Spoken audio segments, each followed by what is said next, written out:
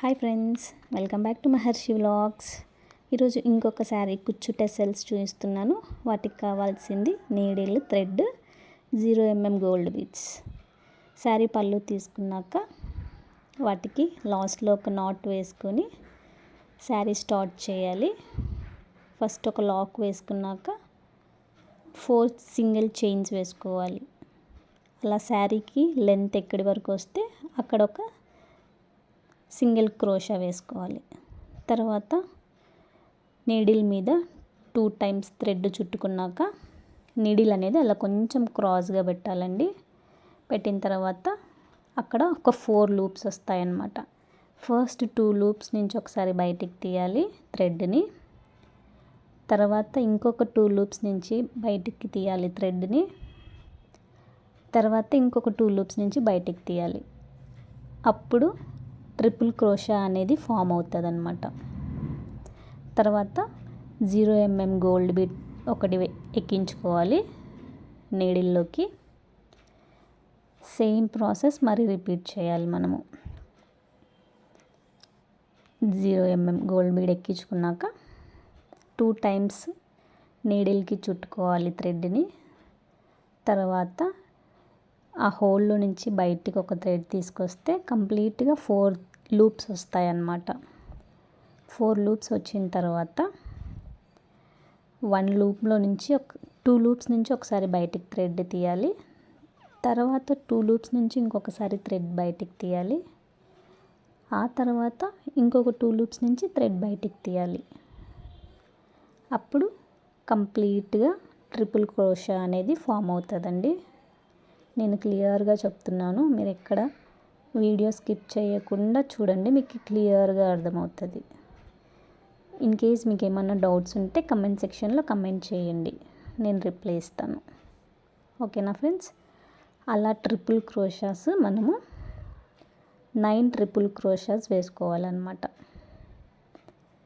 First start చేసిన triple క్రోషాకి మనం bead ఎక్కించాం కాబట్టి బీడ్స్ 8 బీడ్స్ మాత్రమే వస్తాయి. ఓకేనా అండి? బీడ్స్ కూడా కౌంట్ చేసుకోండి, 8 బీడ్స్ వస్తాయి. ఇప్పుడు లాస్ట్ సేమ్ ప్రాసెస్ 2 లూప్స్ నుంచి ఒకసారి, 2 లూప్స్ నుంచి ఇంకొకసారి, 2 లూప్స్ నుంచి ఇంకొకసారి. ఓకేనా అండి? క్లియర్గా చూడండి, అర్థమవుతుంది.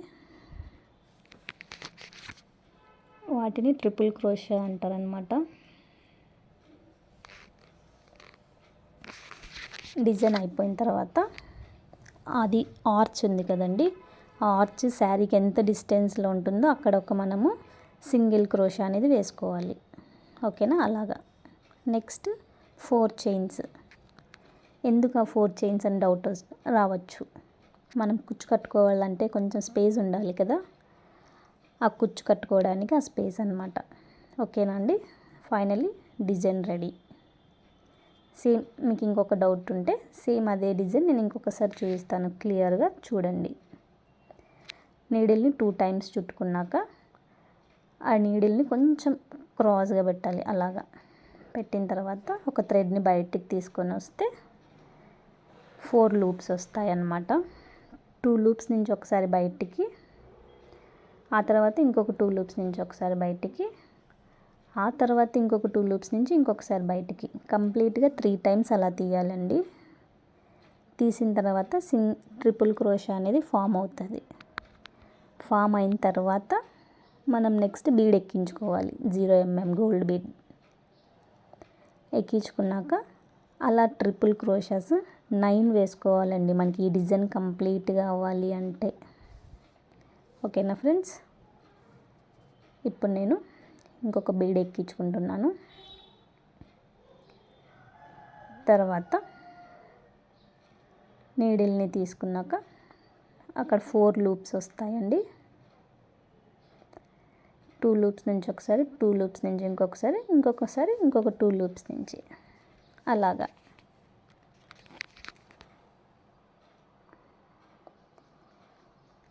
చాలా ఈజీనే అండి, బిగినర్స్ కూడా ట్రై చేయొచ్చు. అప్రాక్సిమేట్లీ ఈ శారీ డిజైన్ 350 నుంచి 450 వరకు ఛార్జ్ చేయొచ్చండి మనము. మీకు ఏమైనా డౌట్స్ ఉంటే ఇన్ కేస్ ఒకవేళ మీకు ఏమైనా డిజైన్ కావాలి అంటే నాకు కమెంట్ సెక్షన్లో ఆ డిజైన్ పెట్టండి. నేను మీకు నెక్స్ట్ వీడియోలో చూపిస్తాను ఆ డిజైన్ ఎలా చేయాలి అనేది. ఓకేనా ఫ్రెండ్స్?